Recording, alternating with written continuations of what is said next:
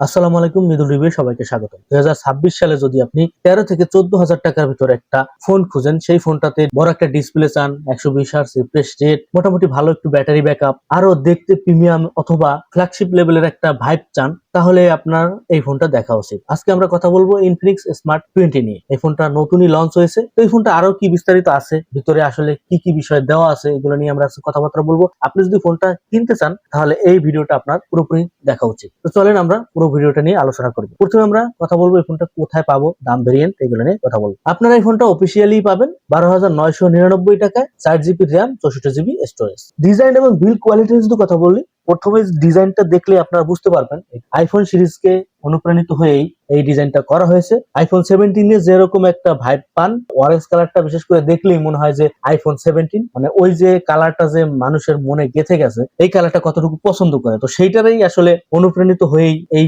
কাজটা করছে। ক্যামেরার এই জায়গায় মনে হইতে পারে এখানে উঁচু উঁচু ভাব, কিন্তু আপনি যখন ধরবেন, হাত দিয়ে যখন ঘষা দেবেন, ওই জায়গায় দেখবেন উঁচু না, একদমই সমান। 3Dর একটা খেলা দেখানো হয়েছে, যার কারণে দেখতেও কিন্তু অসাধারণ লাগে। এই ফোনটা আপনারা 4টা কালারই পাবেন। এবার আমরা দেখি আসলে ফোনটা ধরলে আমাদের কাছে কেমন লাগবে। ফোনটার থিকনেস 7.5 মিলিমিটার, দেখতে স্লিম। আপনি যদি হাতে নেন তাহলে এক হাতে ইউজ করতে একটু আনইজি ফিল হবে, দুই হাতে ইউজ করলে কোনো আনইজি ফিল হবে না। ডিসপ্লে হিসেবে দেওয়া হয়েছে 5 হোল। দেখেন এর চাইতে বেশি বাজেটেও কিন্তু আমরা দেখি যে টপ নচ ধরিয়ে দেয়, এখানে আসলে এই জায়গাটা খুব ভালো করছে। আমরা ডিসপ্লে নিয়ে কথা বলবো, তখন আরো বিস্তারিত কথাবার্তা বলবো এই বিষয়ে। এই ফোনটা যদিও প্লাস্টিকের, তারপরেও ফিনিশিং ক্লিন।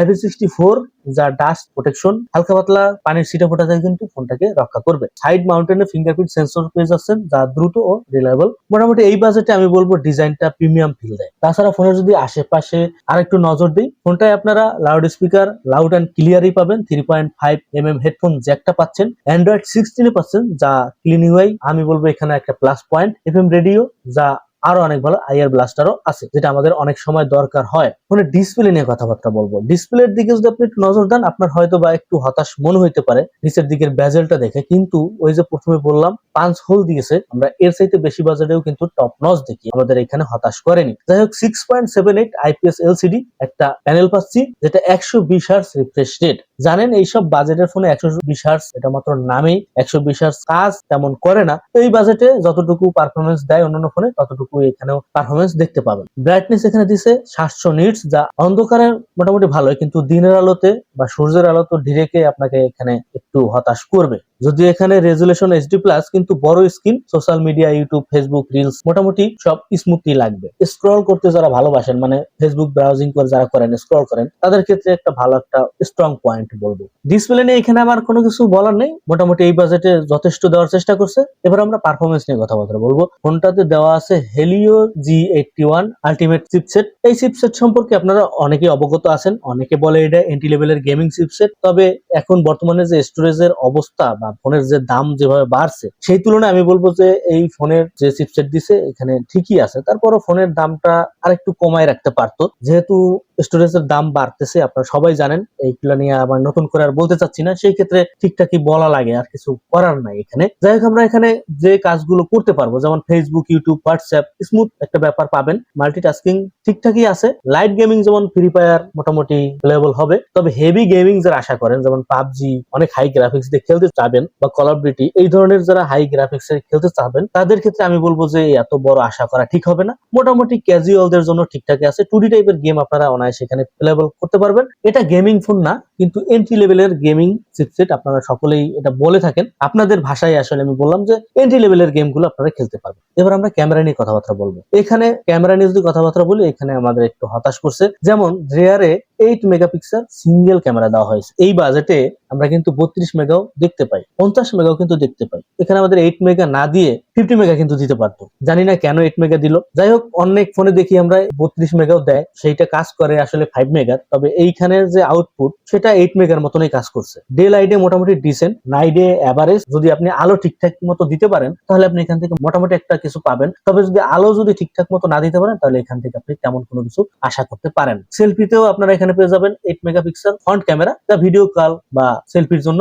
ওকে। মোটামুটি এখানেও একই কথা বলবো, যদি লাইট ভালো দিতে পারেন তাহলে ভালো একটা কিছু পাবেন, লো লাইটে আপনি এখানে তেমন কোনো কিছু পাবেন না। এখানে আবার যদি বলি যে অনেক ফোনে আমরা যেটা দেখি যে 50 মেগা দেয়, 32 মেগাও দেয়, 108 মেগাও দেয়, কিন্তু সেগুলো কাজ করে দেখা যায় 5 মেগা 8 মেগা। তবে এখানে 8 মেগা দিলেও 8 মেগার মতনই কাজ করে। এখানে একটা ভালো কাজ করছে যে দিছি ভাই আপনাদের 8 মেগা, 8 মেগার মতনই কাজ করবে, সেই জায়গাতেই অনেস্টলি একটা কাজ করছে। এখানে ধন্যবাদ দেওয়া উচিত ইনফিনিক্স কে। চলেন এবার আমরা ব্যাটারি এবং চার্জিং নিয়ে কথাবার্তা বলি। ব্যাটারি হিসেবে এখানে আপনাদেরকে দেওয়া হয়েছে 5200 এমএএইচ ব্যাটারি, 1 থেকে 1.5 দিন নরমাল ইউজ করতে পারবেন। এর চাইতে বেশি এমএএইচ ব্যাটারিও আমরা পাই, তবে 5200 এমএএইচ ব্যাটারি এটা একদম খারাপ না, মোটামুটি ভালোই। 15 ওয়াটের চার্জিং সুবিধা পাইলেও আপনারা বক্সের সাথে পেয়ে যাবেন 10 ওয়াটের চার্জ।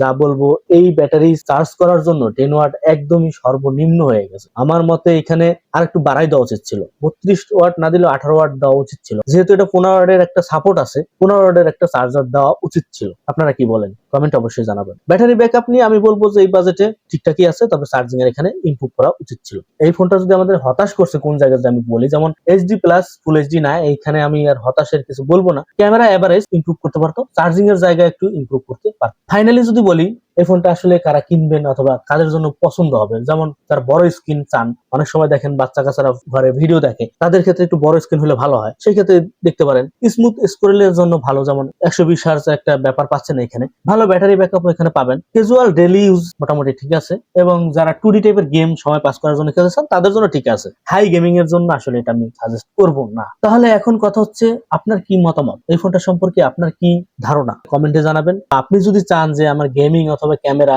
আরো অনেক কিছু ভালো দরকার, তাহলে কিন্তু অন্যান্য ফোনও আছে, সেগুলো দেখতে পারেন। আজকে পর্যন্ত সবাই ভালো থাকেন, সুস্থ থাকেন। আর হ্যাঁ, যারা ইউটিউবে দেখতেছেন চ্যানেলটা সাবস্ক্রাইব করবেন, যারা ফেসবুকে দেখতেছেন পেজটা ফলো করবেন, বেশি বেশি করে শেয়ার করবেন, আপনার মূল্যবান কমেন্ট অবশ্যই জানাবেন। আসসালামু আলাইকুম।